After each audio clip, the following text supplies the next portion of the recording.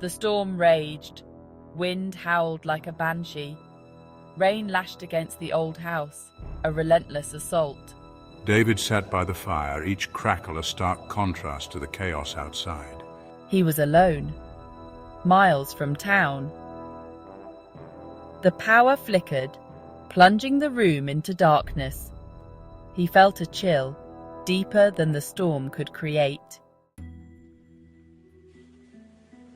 David hadn't planned on being alone. His brother, Mark, was supposed to join him.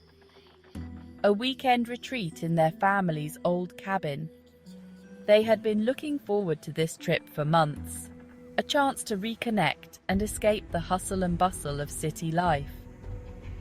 The cabin, nestled deep in the woods, held many childhood memories for them. It was a place of solace and adventure, a sanctuary from the outside world. But Mark's car had broken down, leaving David to weather the storm alone. The news had come as a disappointment, but David decided to make the best of it. He had driven up to the cabin, hoping that the solitude might offer a different kind of peace. Yet, as the storm clouds gathered and the wind howled through the trees, he couldn't shake a growing sense of unease. He tried to focus on the crackling fire, on the book in his lap. The fire's warmth was comforting, and the familiar scent of burning wood filled the room. But the storm was relentless, pressing in on the small cabin. The wind howled like a distant wail, and the rain pounded against the windows with a ferocity that made the glass shudder. He felt a prickle on the back of his neck, a feeling of being watched. Every creak of the old wooden structure seemed amplified, echoing through the silence. Shadows danced on the walls, cast by the flickering flames, creating eerie shapes that played tricks on his mind. He couldn't help but glance over his shoulder, half expecting to see someone standing there. The isolation, once a welcome escape, now felt oppressive. David's thoughts wandered to the stories he and Mark used to tell each other as kids, tales of ghosts and mysterious creatures lurking in the woods. He chuckled nervously, trying to dismiss the irrational fears. But the feeling of being watched persisted, gnawing at the edges of his consciousness.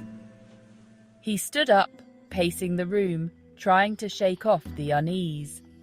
The storm outside showed no signs of letting up, and the cabin felt more like a prison with each passing minute. David knew he had to find a way to calm his nerves, to reclaim the sense of peace he had come here for. He took a deep breath, determined to face the night alone. Just as the thought crossed his mind, there came a sound. A heavy pounding on the front door. David froze, heart hammering in his chest. Who would be out on a night like this? He cautiously approached the door, every instinct screaming at him to turn back. Peering through the peephole, he saw nothing but driving rain and darkness. He hesitated, hand hovering over the doorknob. Hello? David called out, his voice barely a whisper above the storm's roar. No answer, just the wind, now seeming to whisper his name. He stepped back from the door, heart pounding. The pounding returned, more insistent this time. He felt a cold dread seep into his bones. Something wasn't right. Suddenly, the pounding stopped. The relentless hammering that had echoed through the house ceased abruptly, leaving an eerie void in its wake. Silence descended, heavier than before. It was as if the very air had thickened, pressing down on everything within the house. The storm outside raged on, but inside it was unnaturally still. What was that? David's voice trembled barely above a whisper. His heart pounded in his chest, each beat echoing in the oppressive silence. David held his breath, listening. Every creak and groan of the old house seemed amplified, each sound a potential threat. He strained to hear anything that might explain the sudden silence. Then a slow creak from upstairs.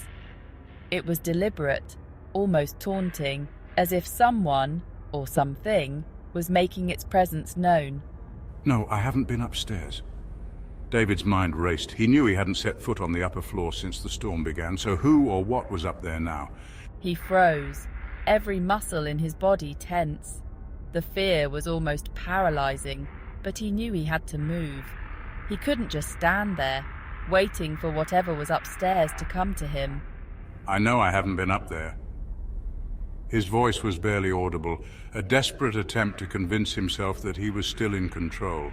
He grabbed the heavy iron poker from beside the fireplace, his hand trembling. The cold metal was reassuring, a tangible weapon against the unknown. All right, let's see what's going on. David's voice was firmer now, a forced bravado masking his fear. He couldn't let the terror consume him.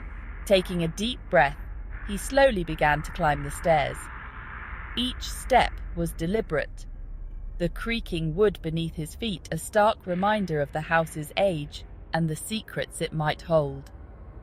The shadows seemed to close in around him, but he pressed on, determined to confront whatever awaited him in the darkness above. Each step was an agonizing eternity. The air grew colder, thick with a strange metallic scent. He reached the top of the stairs and turned towards his brother's old room. The door was slightly ajar. He pushed it open, heart pounding in his ears. And that's when he saw it.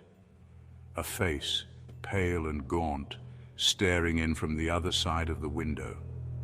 It was gone in a flash. David rushed to the window, flinging it open, but there was nothing there. The storm had vanished as quickly as it arrived. An eerie silence settled over the house. He was left trembling, clutching the iron poker, his breath coming in ragged gasps. He searched the room, the hallway, the entire house. There was no sign of an intruder. He spent the rest of the night huddled by the fireplace, unable to shake the feeling of dread. He had never believed in ghosts, in things that go bump in the night. But now, he wasn't so sure. The face at the window, the whispers in the wind, it all felt too real. When morning finally came, he packed his things and fled the house.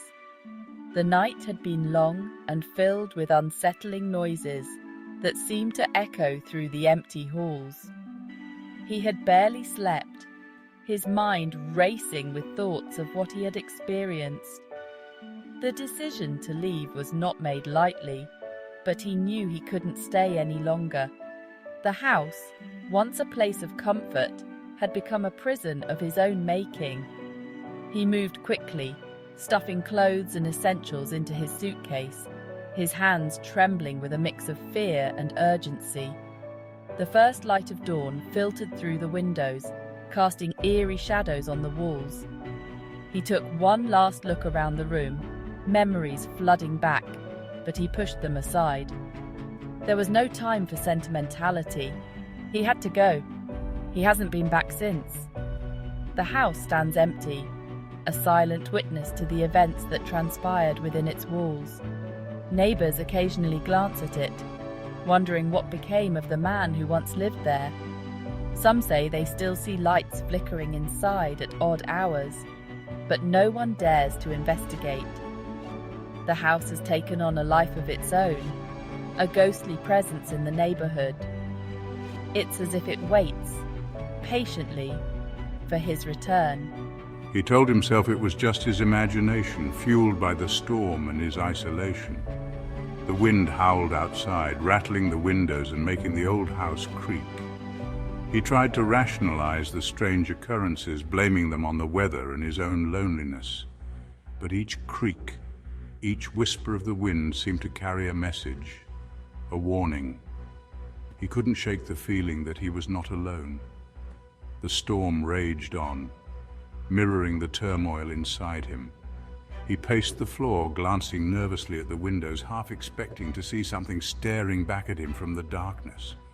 The isolation was getting to him, playing tricks on his mind, or was it?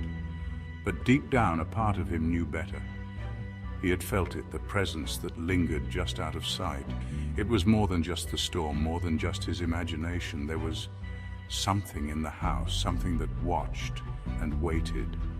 He could feel its eyes on him, a cold, unyielding gaze that sent shivers down his spine. He tried to ignore it, to convince himself that it was all in his head, but the feeling persisted. It was as if the house itself was alive, breathing, watching, waiting.